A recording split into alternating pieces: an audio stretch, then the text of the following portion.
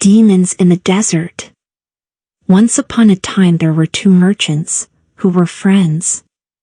Both of them were getting ready for business trips to sell their merchandise, so they had to decide whether to travel together.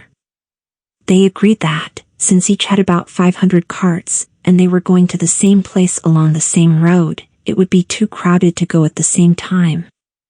One decided that it would be much better to go first.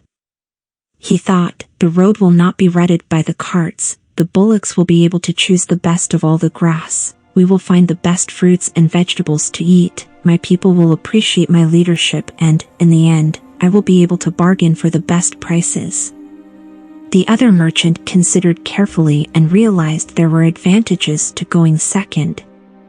He thought, my friend's carts will level the ground so we won't have to do any road work. His bullocks will eat the old rough grass and new tender shoots will spring up for mine to eat. In the same way, they will pick the old fruits and vegetables and fresh ones will grow for us to enjoy. I won't have to waste my time bargaining when I can take the price already set and make my profit. So he agreed to let his friend go first. This friend was sure he'd fooled him and gotten the best of him, so he set out first on the journey. The merchant who went first had a troublesome time of it. They came to a wilderness called the Waterless Desert, which the local people said was haunted by demons. When the caravan reached the middle of it, they met a large group coming from the opposite direction. They had carts that were mud-smeared and dripping with water. They had lotuses and water lilies in their hands and in the carts. The headman, who had a know-it-all attitude, said to the merchant, "Why are you carrying these heavy loads of water? In a short time you will reach that oasis on the horizon with plenty of water to drink and dates to eat. Your bullocks are tired from pulling those heavy carts filled with extra water, so throw away the water and be kind to your overworked animals." Even though the local people had warned them, the merchant did not realize that these were not real people, but demons in disguise. They were even in danger of being eaten by them. Being confident that they were helpful people, he followed their advice and had all his water emptied onto the ground. As they continued on their way, they found no oasis or any water at all. Some realized they'd been fooled by beings that might have been demons, and started to grumble and accuse the merchant. At the end of the day, all the people were tired out. The bullocks were too weak from lack of water to pull their heavy carts. All the people and animals lay down in a haphazard manner and fell into a deep sleep. Lo and behold, during the night the demons came in their true frightening forms and gobbled up all the weak defenseless beings.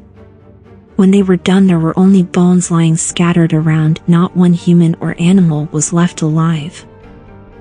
After several months, the second merchant began his journey along the same way. When he arrived at the wilderness, he assembled all his people and advised them, "This is called the Waterless Desert, and I have heard that it is haunted by demons and ghosts. Therefore we should be careful. Since there may be poison plants and foul water, don't drink any local water without asking me." In this way they started into the desert. After getting about halfway through, in the same way as with the first caravan, they were met by the water-soaked demons in disguise. They told them the oasis was near and they should throw away their water. But the wise merchant saw through them right away. He knew it didn't make sense to have an oasis in a place called Waterless Desert. And besides, these people had bulging red eyes and an aggressive and pushy attitude, so he suspected they might be demons. He told them to leave them alone, saying, "We are businessmen who don't throw away good water before we know where the next is coming from." Then, seeing that his own people had doubts, the merchant said to them, "Don't believe these people, who may be demons, until we actually find water. The oasis they point to may be just an illusion or a mirage. Have you ever heard of water in this waterless desert?